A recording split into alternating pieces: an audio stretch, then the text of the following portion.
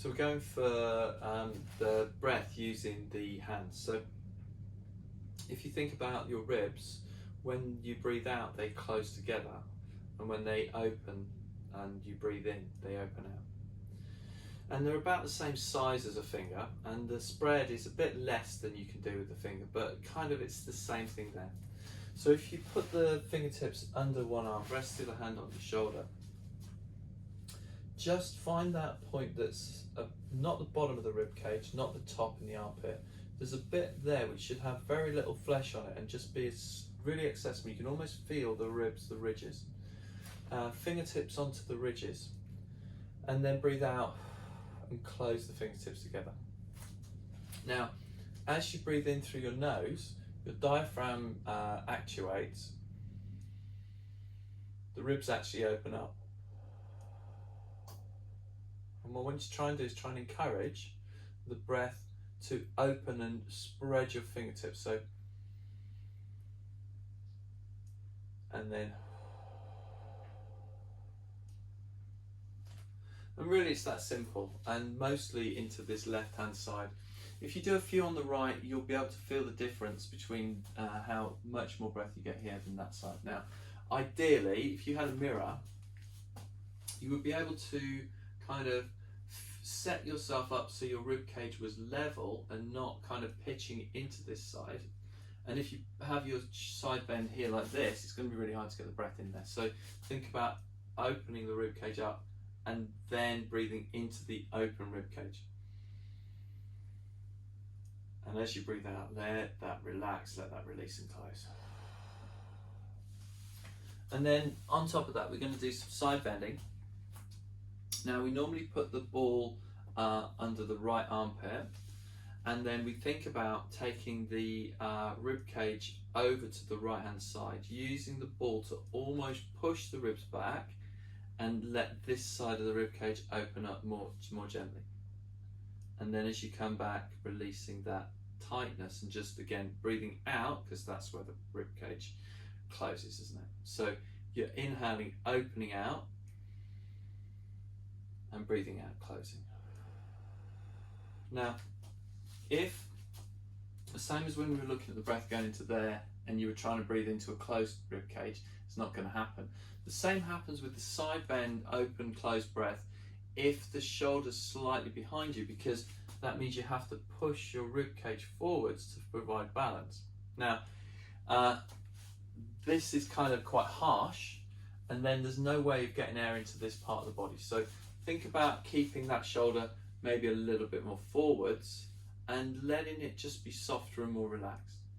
And again, if you support the hand up here, it'll let the shoulder be less behind you, and it'll kind of pull it forward automatically. And then you might find that you can side bend more easily this way, weight on the toes as well as the heels. Back it up as you breathe out. And then we looked at a couple of stretches to these tissues here. Now we know it's the left side that we're really interested in stretching, but it wouldn't hurt to do both sides and make them just kind of even and balanced. So ideally sit down on a chair with a little bit of a frame so you can pull onto it. And take that hand just down to the side of the body and feel that it's almost engaging. So this is right hand. And then what I want you to do is, start again. So this is left hand, and I want you to then take the right hand onto the back of the skull so that you've almost got the fingertips onto the bony ridge. And then when you come up, think about how you're going to keep your gaze just slightly rotated to the right, looking at the armpit here, the fold of the wrist, elbow.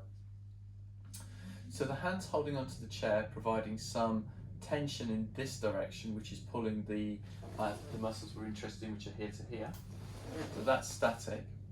And then without folding and collapsing, thinking about gently tucking the chin, and as you look down, you'll feel gorgeous stretch into the open shoulder and back of the skull.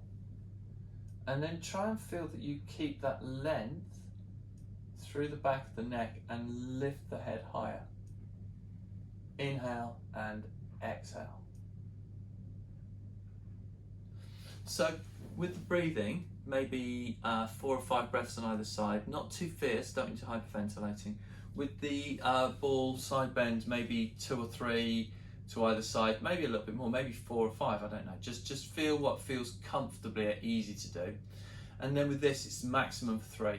And it would be quite nice to do same on the other side, just because that line of tension is on the back line, and just taking that stretch out. So holding on right, look left, armpit, tuck the chin to stretch that muscle, using the pull on the other arm to create some tension, and then releasing it back up, and it's a high head position.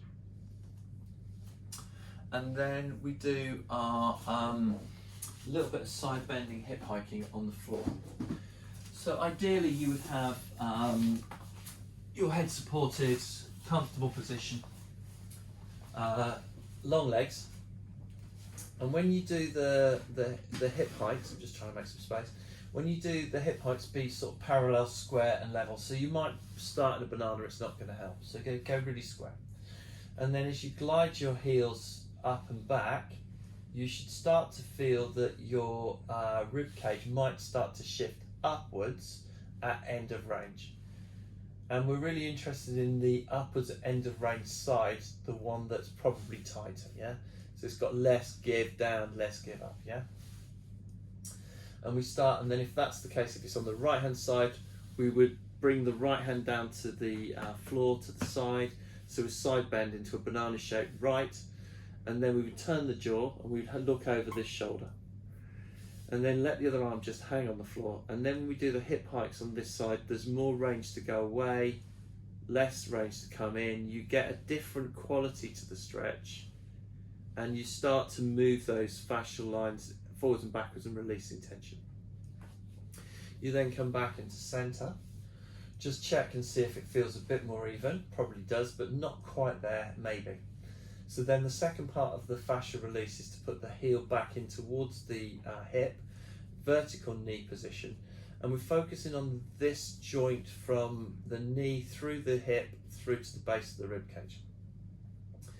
You're activating your foot, you're pushing down with your foot and making your bottom rotate your rib cage and your hip that way towards the left. The knee goes straight up towards the ceiling, and this joint opens out a little bit. And then as you release and come back down, you let your leg bone sink it into the hip socket. So as the body rises, the hip rolls, but actually this wraith of tissue is being pulled, keeping the knee high, it's being pulled, stretched, taut, and releasing down. So it's that one was this direction, this is this direction, and because they're little triangular panes, they need to be stretched in 2 directions to really release. So I hope that makes sense. Again, do maybe 6 to 8 of those, then do maybe 8 to 10 with the side bend in place, then do maybe 6 to 8 of these hip rolls, and then hopefully things should be a bit softer. And I would probably do that maybe every other day, not every day. Hope that makes sense.